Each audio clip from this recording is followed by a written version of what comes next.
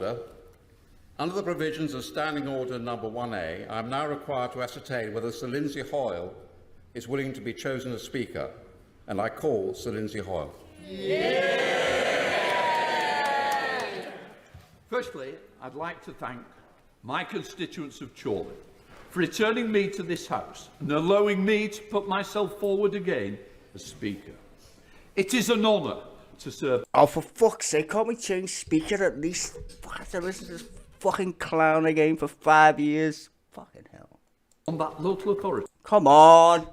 I didn't even know it was today. Like, what's going on? It's Tuesday. What the fuck's going on? So that means you get PMQs tomorrow. I've got no fucking idea what's going on. I don't want to listen to your fucking stupid voice. You utter clown. You should not be Speaker again. You're a prat. Bring back John Bercow, he was hilarious. Or even Betty Boothroyd. Technically dead. But still. Come on. I don't, dude. Really? Lindsay? The most inept fucking Speaker we've ever had. Ever. Oh my God. Really? And forgive me for talking over this shit. It's not like I'm in the mood for Lindsay Hoyle's fucking voice, but whatever. Jesus wept. May I also welcome Sir Edward Lee to his new role as Father of the House. And to Diane Abbott in her place as Mother of the House. Diane Abbott looked like she was falling asleep. I'm literally just streaming this because I just spotted it. I was like, wait, what's that? It's like, hold on a minute. What's going on here? So that's a bit mad. And courtesy of The Guardian, because they're streaming it. I didn't even know what was fucking on. Bro, Diane Abbott looks about 90 million years old, which is mad. And we're going to get this guy again. I want to cry. Fucking Lindsay Hoyle. Fuck off. When you ran for Speaker in 2019, you were keen to bring back the use of the wig for the Speaker.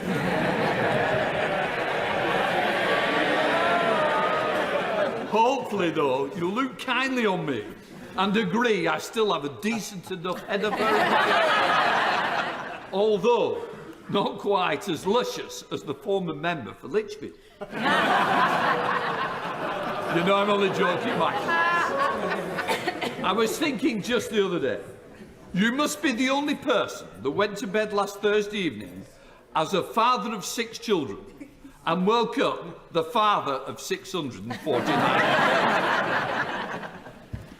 On a serious note, it's been an absolute privilege to serve this House as the 158th Speaker. I've got to say that 4.5 years have flown. With the authority of the Chair comes great responsibility, which is something I've never taken lightly or for granted.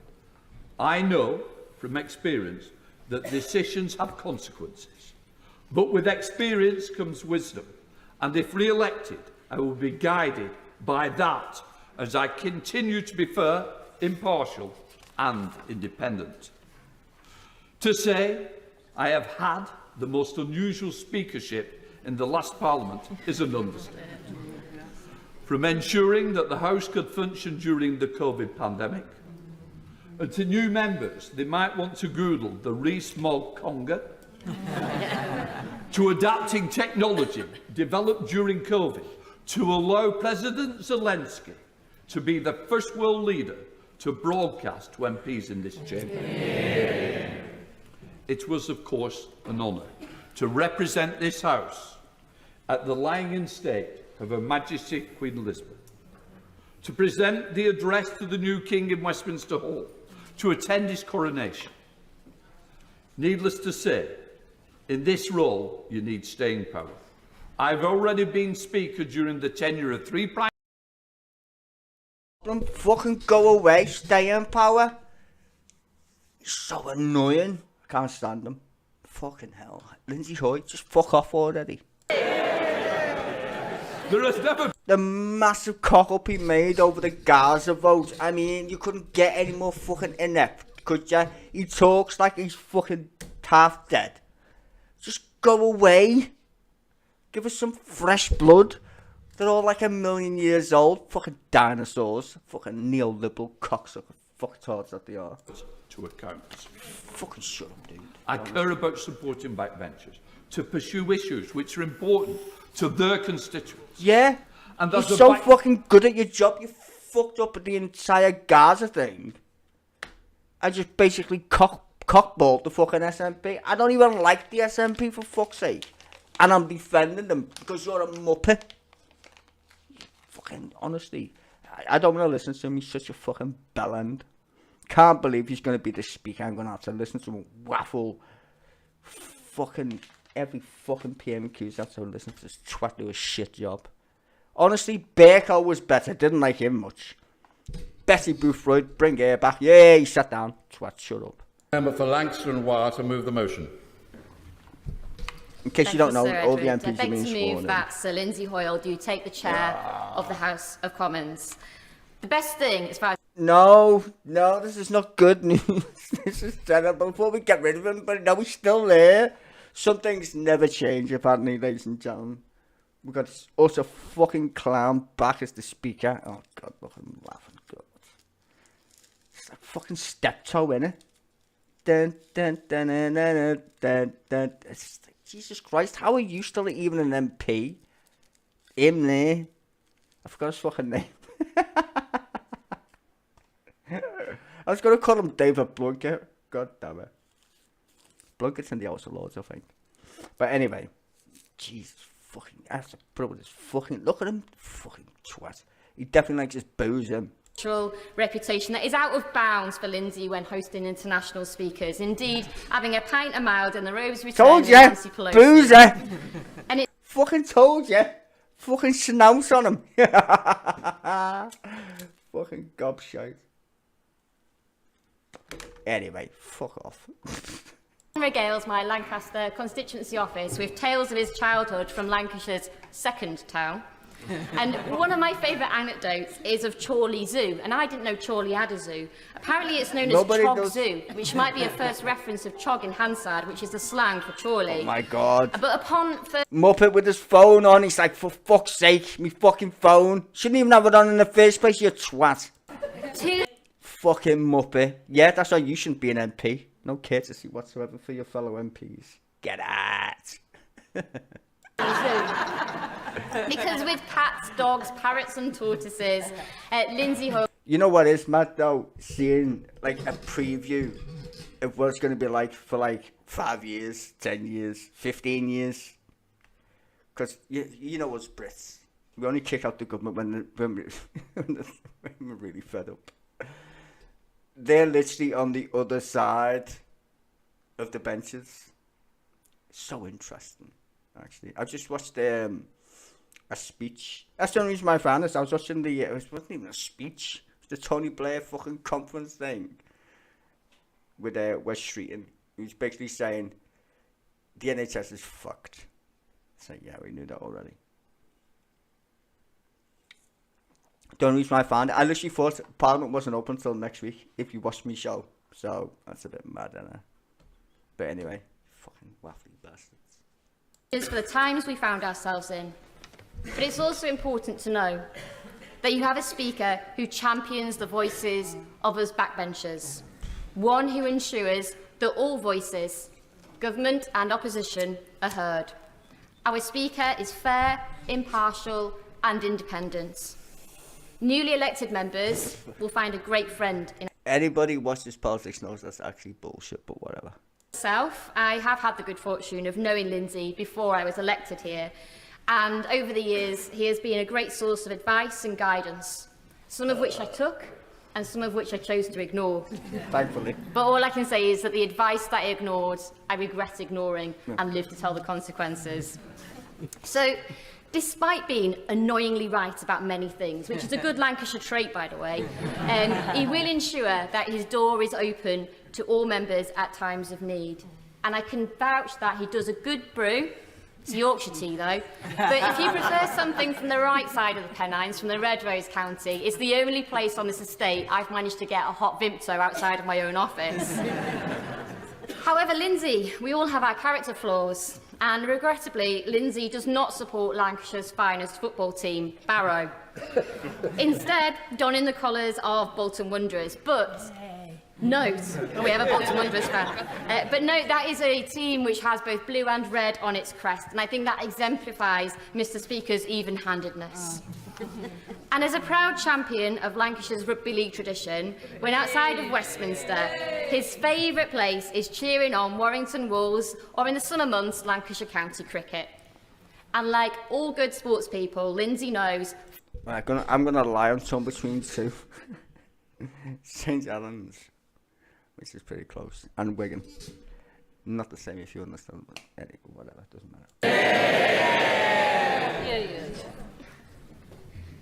The question is that Sir Lindsay Hall do take the chair of this House as Speaker.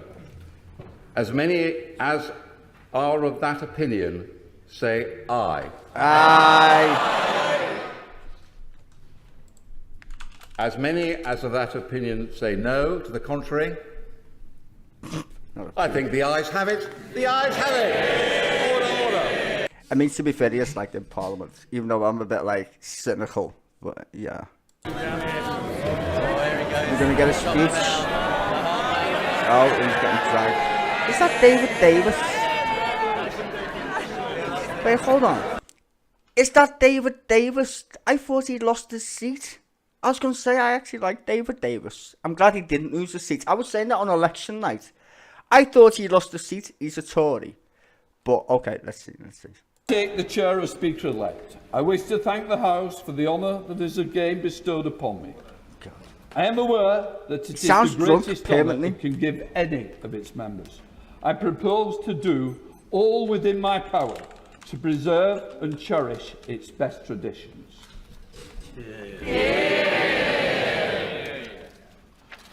Right, can I just also say thank you to both of you, Kat and David. Thank you.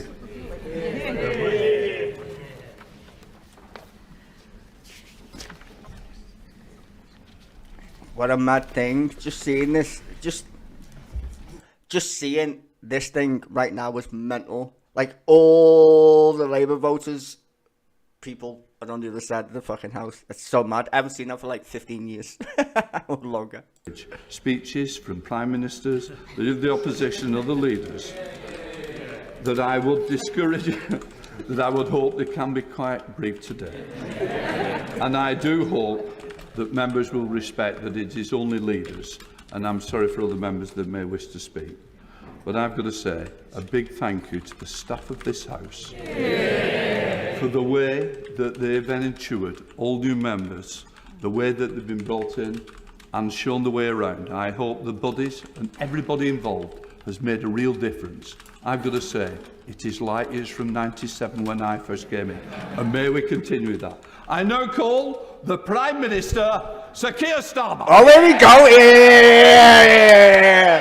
Well, I'm going to shut up now. Mr. Speaker-elect, on behalf of the whole House, may I be the first to congratulate you on your re-election. Those of us here in the previous Parliament will always remember the wonderful support that you provided to the former Conservative member, Craig McKinley, and his inspiring battle to overcome his injuries from sepsis.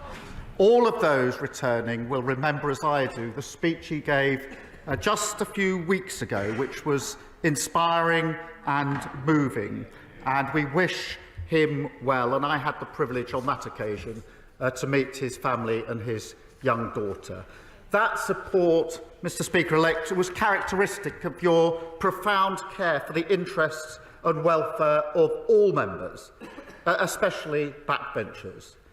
And I'm grateful that new members will be able to look to you as they begin the great privilege of serving their constituents in this House. And may I too welcome each and every one of the new members who is here for the first time starting their great responsibility. May I also thank Sir Edward for presiding over this election and congratulate him on becoming the new father of the House. More than 40 years of continuous service. That is a stunning achievement. And now, back in the 1970s, Sir Edward wrote a book described as, and I quote, a personal collection of quotations dating from 3000 BC to the present day, which might be said to cast some light on the workings of the Tory mind. Mr. Speaker-elect, after the last 6 weeks, I think it might be time for a new edition. Mr. Speaker-elect, you preside over a new Parliament, the most diverse Parliament by race and gender this country has ever seen. And I'm proud of the part that my party has played in that, proud of the part that every party has played in that, including in this intake, the largest cohort of LGBT+ MPs of any parliament in the world. And given all that diversity, Mr. Speaker-elect, I hope you will not begrudge me for a slight departure from convention to also pay tribute to the new mother of the House, Diane Abbott, who has done so much in her career over so many years to fight for a Parliament that truly represents modern Britain. We welcome her back to her place. And now, as in any new Parliament, we have the opportunity and the responsibility to put an end to a politics that has too often seemed self-serving and self-obsessed, and to replace that politics of performance with the politics of service. Because service is a precondition for hope and trust, and the need to restore trust should weigh heavily on every member here, new and returning alike. We all have a duty to show that politics can be a force for good. So whatever our political differences, it's now time to turn the page, unite in a common endeavour of national renewal, and make this new Parliament a Parliament of service. Thank you. I now call the Leader of the Opposition, Rishi Sunak. Well, Mr. Speaker-elect, I'm pleased to join the Prime Minister in welcoming you back to the Speaker's chair. And can I also praise the wonderful speech from the Honourable Member for Lancaster and Wyre? And can I start by congratulating the Prime Minister on his election victory? And as he takes on his formidable task, he and his family deserve the good wishes of all of us in this House. Now, in our politics, we can argue vigorously, as the Prime Minister and I did over the past 6 weeks, but still respect each other. And whatever disputes we may have in this Parliament, I know that everyone in this House will not lose sight of the fact that we are all motivated by our desire to serve our constituents, our country, and advance the principles that we honourably believe in. And to every member, new and old, let me welcome them to their places and congratulate them on their results. To be sent to this place by one's constituents is the greatest honour, privilege, and responsibility. I know every one of us will be trying to repay the trust placed in us, and I look forward to continuing to represent the interests of my own rural North Yorkshire constituents. One of the great aspects of our system is no matter how high you rise, you still have that constituency which keeps you grounded. And my advice to all members is to appreciate the role that you have every day that you have it. And for those of us in my party, let me begin with a message to those who are no longer sitting behind me. I am sorry. We have lost too many diligent, community-spirited representatives whose wisdom and expertise will be missed in the debates and discussions ahead. It is important that after 14 years in government, the Conservative Party rebuilds. So now we will take up the crucial role of His Majesty's official opposition, professionally, effectively, and humbly. And restoring trust begins by remembering that being here is an opportunity to do what those we serve expect of us. And in our case, that means holding the new government to account. Can I congratulate the Father of the House, the member for Gainsborough? My right honourable friend has given 41 years of remarkable, dedicated service to this House and his constituency. I know full well how ferociously my right honourable friend fights for the interests of his constituents, and I applaud him for that. My right honourable friend is also testament to the benefits of an early morning dip in the Serpentine. And members may be interested to note that the Bottomleys have also had a big influence on my right honourable friend's career. It was in 1974 that my right honourable friend ran against Arthur Bottomley in Middlesbrough in his first effort to enter this place. And today, he takes over from Sir Peter, who will be missed. And can I also congratulate the new mother of the House, the member for Hackney North and Stoke Newington. We have our differences on policy, but no one can deny the right honourable lady's important role in this House and the inspiration for so many young women of colour that she has provided. Yeah. The Right Honourable Lady is true in every sense of the word, a trailblazer. Yeah. And can I join with you, Mr. Speaker-elect, to thank House staff for their hard work in welcoming our new colleagues to this House and their service over the coming Parliament. And finally, may I congratulate you, Mr. Speaker-elect. When you first ascended to the Speaker's chair, you did so with a healthy majority, and that was testament to your wide appeal and the confidence in which this House places in you and your judgments. The last Conservative Prime Minister, the Right Honourable John Major, who spoke from these opposition benches, said about the role of the Speaker, "The job specification is pretty daunting. The patience of Job and the wisdom of Solomon are only the basic requirements. We demand also impartiality, independence and fairness." Well, Mr. Speaker-elect, you have shown over the past 4.5 years how to protect that careful balance. The last few years in this House have been at times difficult, and you, sir, have always brought this House together. That was clear when we lost our colleague, Sir David Amess. And I know your guidance and support for members then was greatly appreciated. It is a privilege to be in this House. Our democracy is powerful, and as we have witnessed, it can be definitive. But I know that this House will, true to its best traditions, hold the executive to account. And I know that Mr. Speaker-elect will facilitate that. So in conclusion, Mr. Speaker-elect, I have no doubt that we will face difficult days together in this place, but I also know that I speak for the whole House when I say that we will all welcome your leadership and guidance in the months and years ahead. I call the Father of the House, Sir Edward Lee.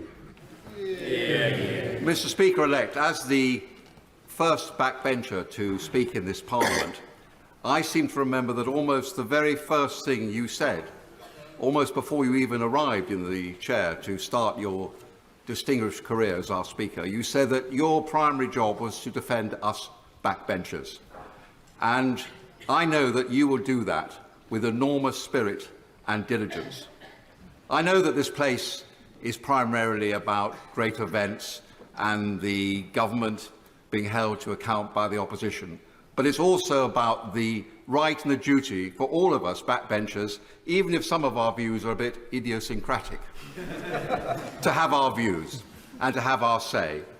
We all welcome the fact that we are such a diverse Parliament in every single way, but above all, we are a Parliament of a diversity of views.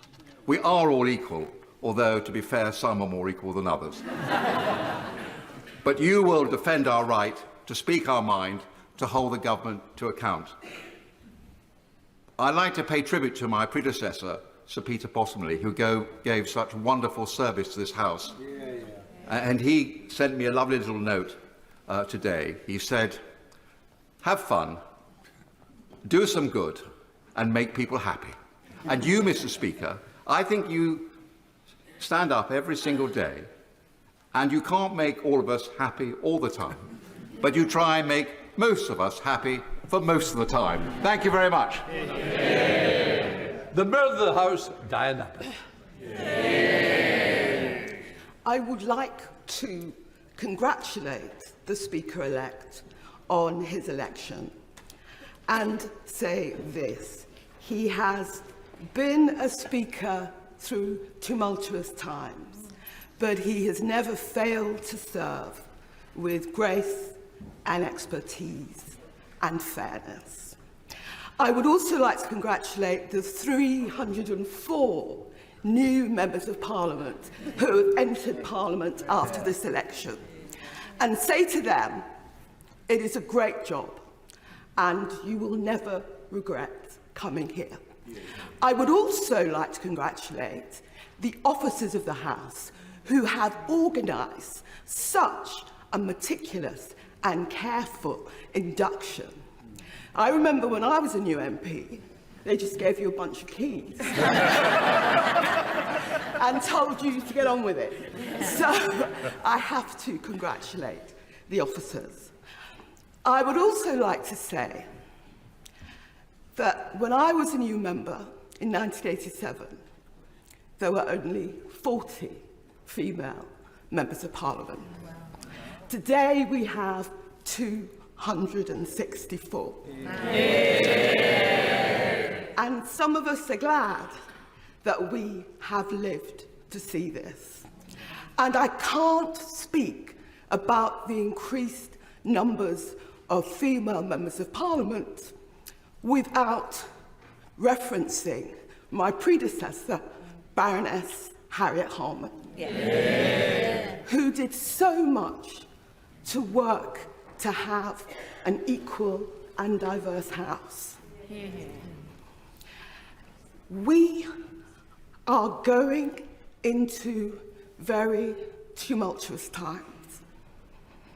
And historically, this House has played a role in these events, both nationally and internationally.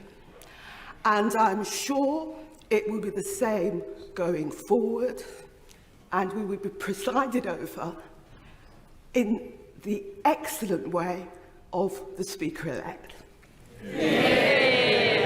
I call the leader of the Liberal Democrats, Ed Davey. Mr. Speaker-elect, it is a real pleasure and privilege to say on behalf of these benchers, congratulations on your re-election.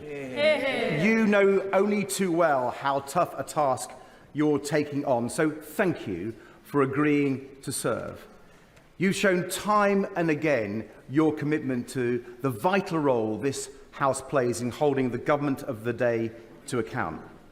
The new government of the day, as the Mother of the House has just said, faces a very difficult task, clearing up the mess it has inherited. We on these benches will hold the government to account. That is our job. We will focus on the health and care crisis. We will focus on ending the sewage scandal. We will focus on helping people with the cost of living crisis.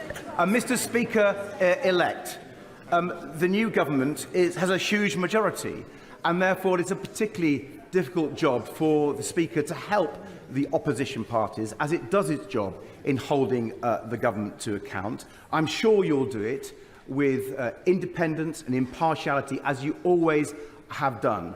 And we on these benches want to work constructively with you as you do that, as the largest third-party force in this Parliament for over 100 years. And for new members, can I say, Mr. Speaker-elect has always been a real champion for the security and safety of all members and all our staff, as well as looking after our health and welfare, and we are grateful to you for doing that, sir. Just yesterday, you asked after my health following my active campaign. And the House may be interested to know that after I had reassured you about my health, you expressed real enthusiasm about bungee jumping. So can I congratulate you again and wish you the very best for this Parliament. National Party, Stephen Flynn. Thank you very much, Mr. Speaker. I wish to begin by welcoming all new members to the Chamber, in particular those members from Scottish constituencies. There's probably a few more new members from Scottish constituencies than I would like to have seen, but I do look forward to working constructively with you to deliver in the best interest of the people that we are all so fortunate to represent. To you, Mr. Speaker-elect, I think it's safe to say that me and you didn't always see eye to eye during the course of the last Parliament. But in politics and in life, I think it's important to let bygones be bygones and to focus on the future. And I think events of that time showed us that me and you have quite a lot in common when it comes to both then and indeed the general election, because despite the best efforts and indeed the best intentions of certain people, we both managed to hang on to the seats that we hold so dear. Mr. Speaker, I do look forward to working constructively with you over the course of the coming weeks, months and years to allow us to best represent the people that we respect in the finest traditions of this House. Thank you very much. I now call the leader of the DUP, Gavin Robinson. Congratulations, Mr. Speaker-elect. We are Thrilled to see you back in your seat, but for those new members of Parliament who have yet to understand just how this place works, some of them will learn through time that Jim Shannon needed no further encouragement.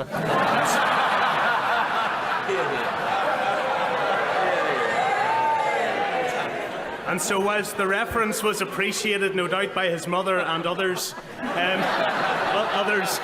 others will learn to see the consequences of it. Mr. Speaker, we have all survived, and some of us indeed enjoyed an energetic election campaign. All of us will have experienced the odd one who approached you and said, "I'm not voting for you." I had my fair share. No surprise in that. But in the Guildhall Square in Londonderry, somewhere I wouldn't expect to get too many votes, this man came up and he said, "I'm not voting for you. I'm voting for Lindsay Hoyle." He was a Chorley man, and he impressed upon me the constituency grounding you have, the commitment you have to your community, the length of service you have given him and his neighbours, you and your neighbours, and he impressed upon me how fondly you are thought of within your home constituency. And I, in turn, was able to reflect to him how you have risen within the office you hold, how over the last number of years we have seen just how important it is to have a true champion for us as backbench representatives in Parliament. You have given us that, and it was a pleasure for me to reflect to him and have the ability to reflect to you and the House today just how fond we are of you, the solemnity that you bring to the office you hold, but that you never lose either the steadfast or the chirpy nature of your Lancashire roots. So thank you for putting yourself forward and being prepared to serve us, this House and democracy in this way. I, on behalf of my party colleagues, and I trust those others representing Northern Ireland as well, wish you well and thank you for it. I now call the Leader of Reform UK, Nigel Farage. Thank you.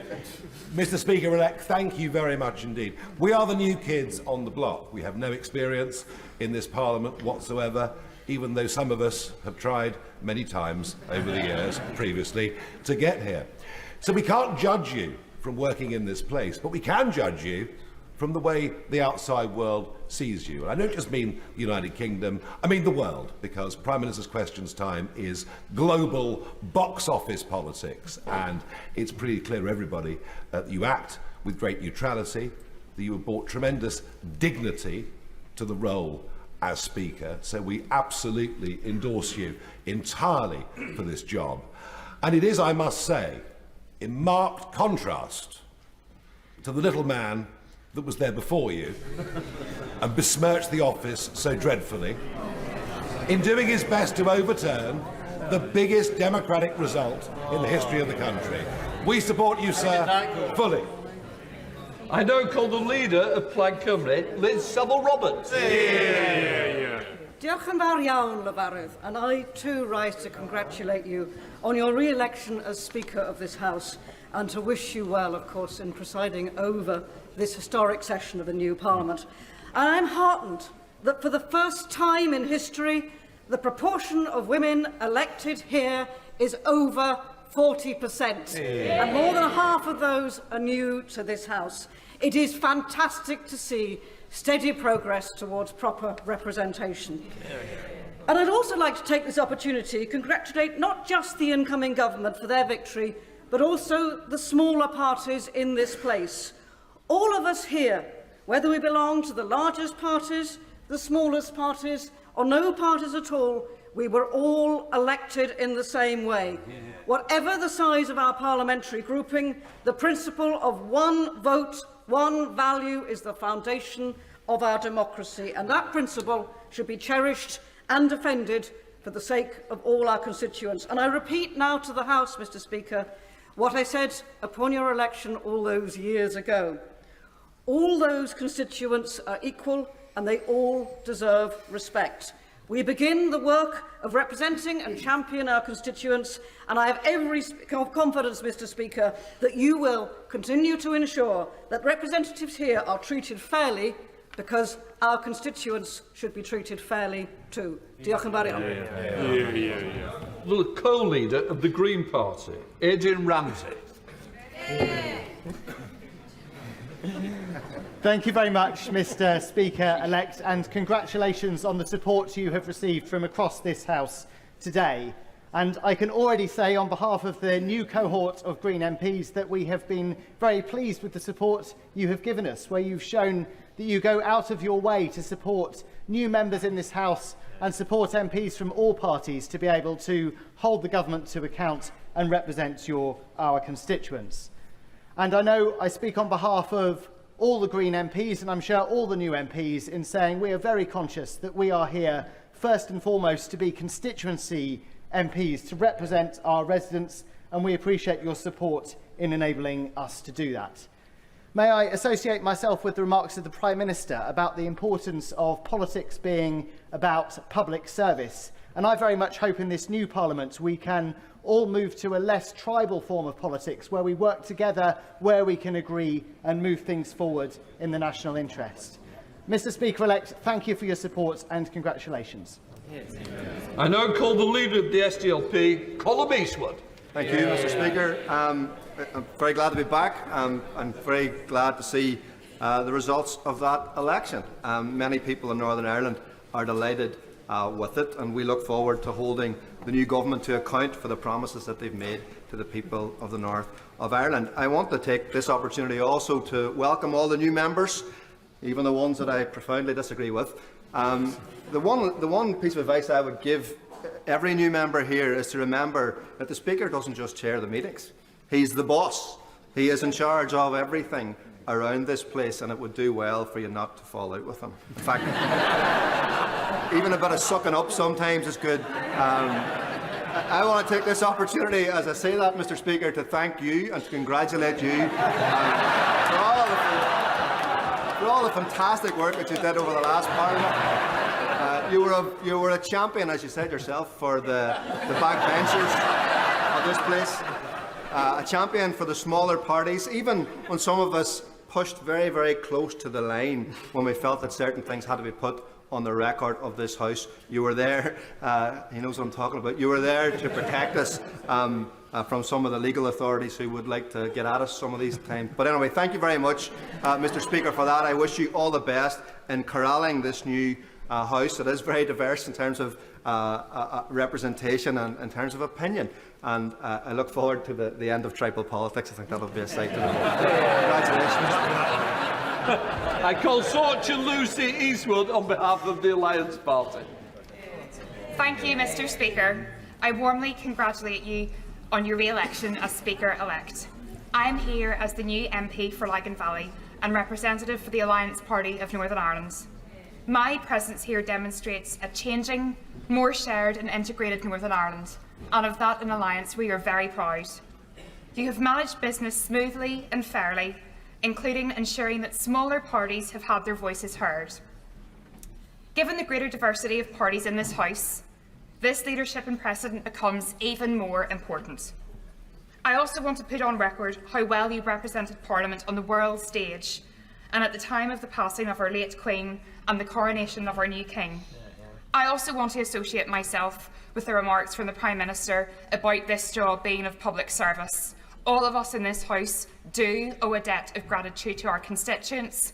I will never forget the constituents of Lagan Valley, and I join with everybody in the whole House in looking forward to committing to public service for all. Thank you, Speaker-elect. Finally, I call Jim Allister on behalf of the Traditional Unionist Voice. Mr. Speaker-elect, I join in the congratulations and best wishes to you. To this point, of course, I have observed your speakership from a distance. Now I will have the benefit of observing it rather more close up. And with me on my best behaviour and you at your tolerant best, I trust that we will have a mutually cordial relationship going forward. And I will certainly draw upon your guidance and the experience that you bring to this House. As I come to this House, I come on behalf of constituents in Northern Ireland with a very clear message that Northern Ireland's place within this United Kingdom must be restored. We must end the partitioning of our kingdom by a foreign border. And we must end a situation where 300 areas of law in Northern Ireland are not controlled by this House, not controlled by Stormont, but controlled by a foreign parliament. That is an appalling constitutional affront. And my focus in this House will be in playing my part in seeking to redress that gross inequity. Can I just say thank you for all the kind words from the parties? I just will be remiss of me not to say thank you to the previous deputy speakers. I'm going to thank Nigel, Rosie, Eleanor and Sir Roger for stepping in as he was needed. So it is a big thank you to all of them. I have to signify to the House the pleasure of His Majesty that the House should present their Speaker this day at 3:45 p.m. in the House of Peers for His Majesty's royal approbation. The House is suspended until 3:45. Thank you.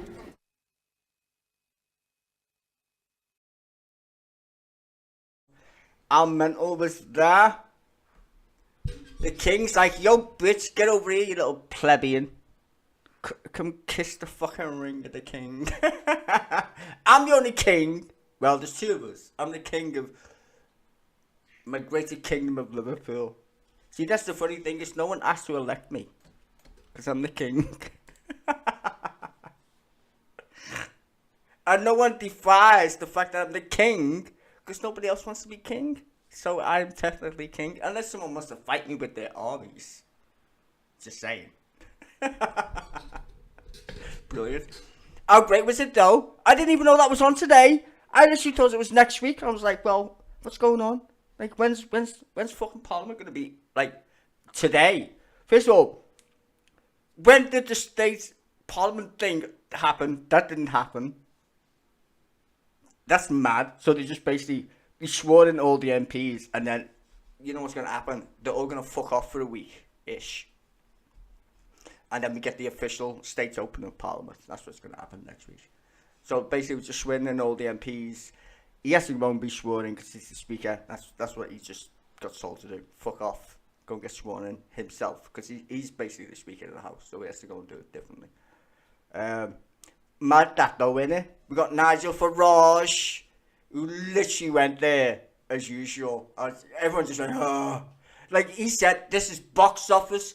Bro, you don't want people booing you in the House of Commons. Like, this ain't the EU. Like, this is not the EU, bro. No one watches the fucking EU Parliament. Nobody. House of Parliament is legit watched by, like, a fuck ton of people. If you're politically inclined, anyway. So you don't want to get booed. He probably sat his ass down. Shut up, Nige. Sit down. Because if you get booed in the House of Parliament, mate, you're toast already. No one's going to want you there. Unless you're like, I don't know, what's that old fella called that used to be? What, the Beast of Bosworth? I forgot his fucking name now, goddammit. I am literally too old to remember fucking names that I should remember. Anyway, you know who the Beast of Bosworth is, Labour fella. You should always tell a joke before the open of Parliament. I forgot his fucking name. Yeah, it's not, is it Dennis Skinner? Yeah, Dennis Skinner. Anyway. Unless you're Dennis Skinner, shut up. Basically. So, that's going to be fun. But I hope, I mean, that was a mad thing to watch, really. The Labour Party are on like full 100 steroids at the moment, and rightly so, because they're the government. Rishi Sunak, mad one. Ass-licking but saying the Tories still exist, which is, okay, whatever. He's not going to be there for long. Because Suella Braverman, the witch of the fucking wherever she came from, she'll have something to say about that. Fucking, she's a lunatic. How did she even get voted back in? How is Suella Braverman still a fucking MP? What crackheads voted for it? That's what I want to know. Have they got mental health issues in that constituency? And then we got David Davis. Can I just say, shout out to David Davis, who's still an MP. On election night, I honestly thought he got booted out. I was like, what did he do wrong? I don't know. David Davis is pretty harmless, considering he's a Tory. He hasn't done anything that mental. I mean, if I had to pick, I should say, between David fucking Davis and that stupid cunt who came up with universal credit, that's what. I'd get rid of him. He should be on universal credit, the fucking cunt. Anyway. Interesting though, innit? I told you no independents would get to speak, because if you're independent, you're not a leader of a party because you're independent. I mean, it's kind of shit, really, because independents should get to speak, really, I think. But he'll call on independents in normal question times, because that's what he normally does. So I'm guessing one of the first people he'll call will probably be independents, in terms of if they stand up. Because there's no rules for who we ask. It's catch your eye. It's kind of stupid, but in other words, if the speaker thinks you're worthy, you know, we'll give you the nod. And he normally does it to backbenchers, like you just heard. Even though I don't agree with Lindsay Hoyle being the speaker, because he's just shit. But he is liked by people for the whole backbencher thing, so whatever. So at least the independents have got a shot, because he will call on them. It's weird for Stephen Flynn to lick ass the leader of the SNP. He was like, oh, get out! Which I agreed with, because he did fuck it up, but it's nice to see him kind of like bite his tongue, and because he knows he's not, just because he's the leader of the SNP now, it doesn't mean like, how many fucking MPs he got? 9. Jesus Christ, that's only 4 more than Reform. That's not a lot of people, bro. I mean, fuck me, they've only got 1 more than the Greens. And who fucking votes Green? That's what I'm saying. A lot of people like banging on about Reform. Okay, it's a bit weird. Why bang on about Reform? They came second. Yeah, they did. In a lot of constituents. Second. But in most of them, they came second to Lib Dems and Labour. And this is the weird thing, is tactical voting did actually work. It did work. Thankfully. Because a lot of the Lib Dem seats, that was Labour voters who got them over the line. That's no jokes. Because a lot of people I know voted Lib Dem. Because you can't vote for Labour because they were in like 3rd or 4th in their constituency. So they voted fucking Lib Dem anyway. They were like, fuck it, just want to get rid of the Tories.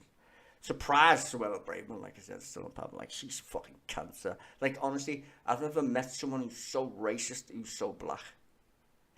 I could literally say the words that I normally say on this shit, because I don't care. But she definitely is an uncle, so. I would put it in more profound. I'll put it in more profound terms, well, yeah. But that's mad that she's still fucking an MP. I think the Tory party are literally toast as long as she exists in that party. Like, they're toast. They need another David Cameron. Or whatever. I mean, to be honest, they're not going to last long, these right-wingers anyway.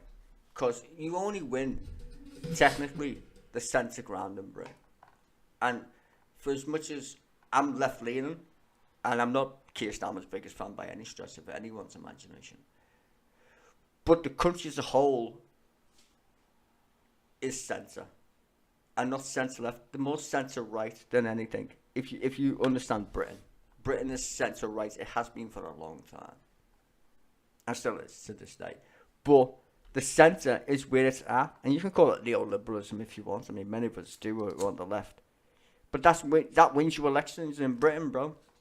Like, there's no doubt about it. Even if the turnout's shit.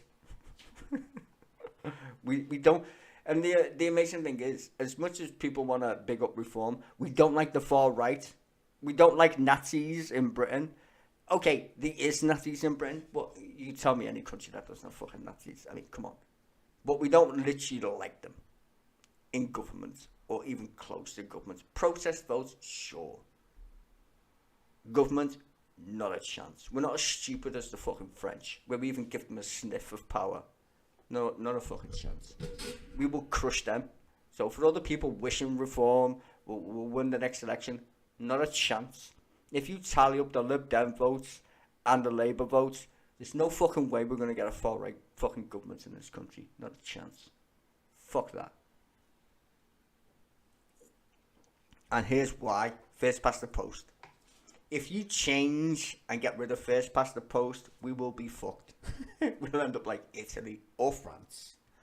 With a government that is so full of fucking retarded parties. You got about 1 billion of them. No one's going to fucking be the government. That's what happens when you get rid of first past the post. You end up with a collage of crap. Nobody's willing to work together unless shit hits the fan. Like in France. That's what literally happened. Everyone shit themselves when they seen the fucking Nazis coming down the road. Oh, we better fucking vote against the Nazis then, innit? Thankfully, we don't have to do that. Yet. Not anytime soon. Labour's going to be in power for 15 years. I guarantee you that. Guarantee it. There's no fucking way it's going to happen.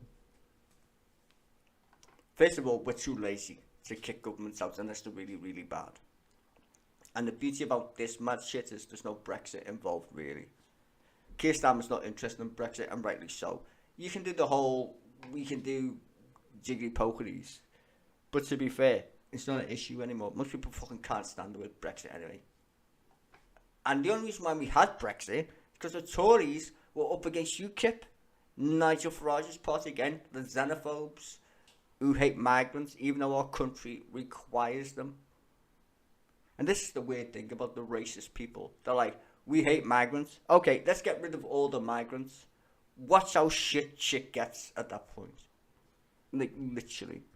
Consecutive governments, including Labour ones, by the way, might I add. Neoliberals. They believe, like, it's a good idea for globalisation.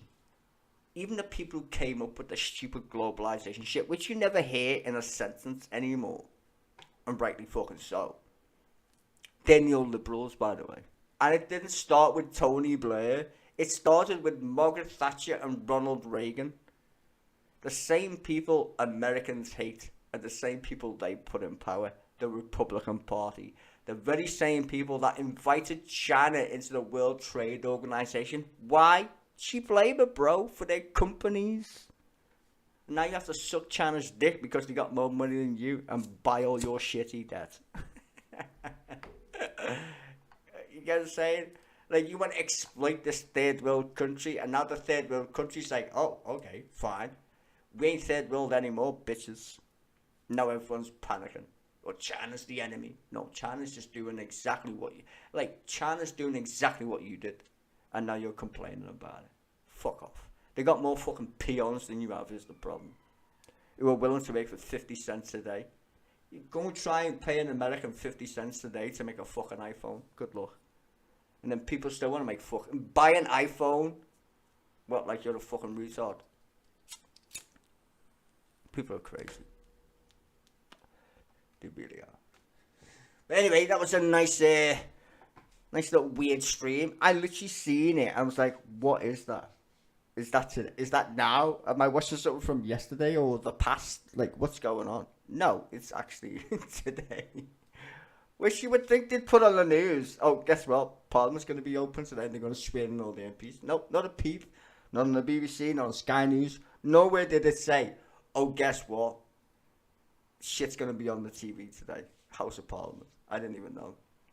I found it because I was literally watching another stream from earlier today from Wes Streeting, the health dude, talking about like the health shit, and it popped up on the side. I was like, oh shit, what the fuck? So forth. I'd enjoy watching it as much as you guys would. So forth, I'd stream it straight away. And can I say thank you for the Guardian of all so-called left-wing newspapers in the UK for streaming it, or I would never have known. I'm not even subscribed to the Guardian, as you well know, because I'm not a neoliberal, but thank you to the Guardian because I stole their stream. So yeah, that's it for today, I think. Tuesday, So Keir Starmer's off to the NATO summit, so we're not going to get anything now till next week, I'm guessing. So I'll still be streaming. In fact, are we going to have PMQs tomorrow then? I don't think so. I'm not sure.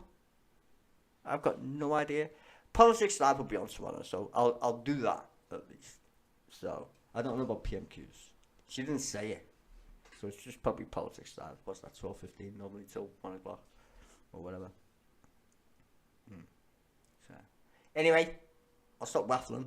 Enjoy the rest of your week. I'll be on Twitch playing me games if you care to fucking bother. Same name as me fucking name in YouTube if you want to come over there and watch me play fucking games. Not that it's interesting. It's interesting for me. I'm the one playing the game. But if you want to sit there and listen to drum and bass, that's literally what I play. Drum and bass music or whatever. While I play fucking stupid games and talk rubbish, feel free. You might never know. You might see me on camera or some bollocks. Anyway, have a nice day. See you tomorrow, I suppose. Oh my god, isn't it weird seeing... Can I just say this though? Like, as an outtake before I literally forget to leave. Isn't it weird seeing Keir Starmer as the Prime Minister? Isn't that very weird? And Sunak on the other side sucking his thumb. That's never going to get old. It just isn't. Seeing the Tories on the other side where they belong is a very nice feeling, especially when I warned people about Tories. I warned and warned. Don't forget Margaret Thatcher. And people were like, who? And then they voted for David Cameron. And look where we are today. Fucked. And the Americans, you should be careful, because if you vote for Donald Trump, kiss your republic goodbye, because that fucking dude ain't messing about. And the Supreme Court already gave him carte blanche to do the fuck he wants, apparently. Which is weird. I mean, give me dead Joe, fucking Sleepy Joe any day other than a traitor. And that guy is a traitor. I don't know how he's still even... I don't know how he's even running for president at this point. But Americans are fucking crazy, so whatever. I mean, I think the next third Reich is literally America at this point. Which is another topic altogether, to be fair. But yeah, I'm pretty scared America's going full Nazi. Because they're too stupid, they don't even know what fucking Nazis are anyway. Or whatever. Anyway, like I said, that's another day. See you tomorrow. Unless some random shit pops on my fucking YouTube thing that I found interesting. Ta-ra! Bye-bye. And stay